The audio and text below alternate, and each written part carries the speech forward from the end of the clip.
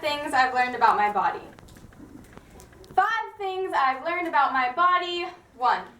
In high school, I counted calories like counting coins that added up to a tiny bundle of treasure. And every time I got up off the couch, I'd walk up and down the hallway before I sat back down and got back up and sat back down and got back up and calculated if I'd burn off my lunch yet. I was used to this routine because I believed that nobody would love me unless I were skinnier.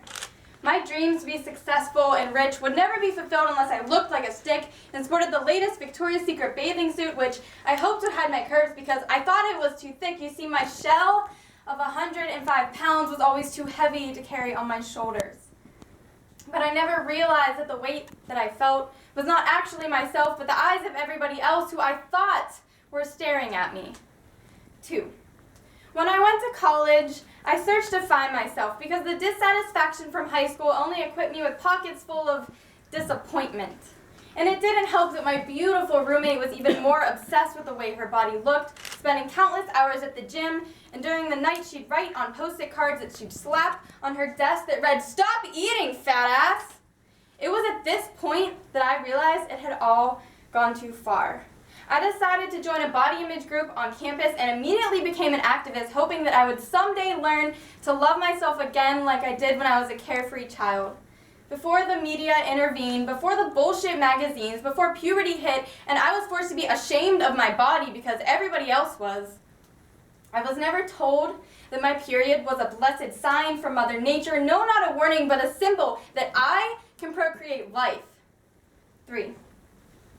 As an activist, I strive to empower women every day to defy the media, defy the thin ideal, and just be able to look in the mirror and realize that this socially constructed idea of beauty does not exist. We are all uniquely beautiful human beings with one life on this earth, one chance to make it worth, and one body keeping us here, keeping us grounded. Cherish it. Because this shell is my fortress, my temple, my God, and without it, I do not exist, and neither would you.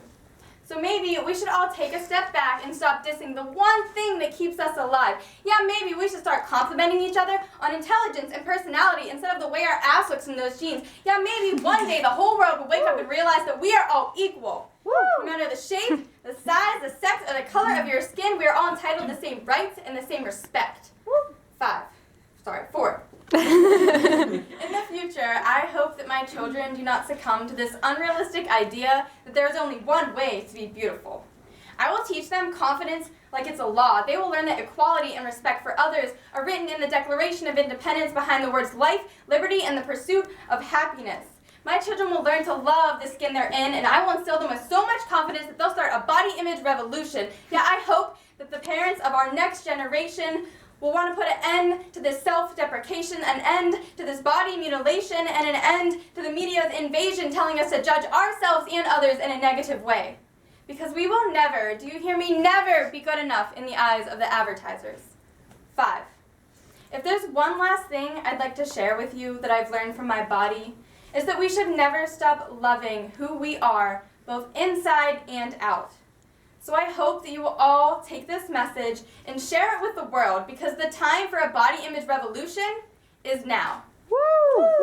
Wow!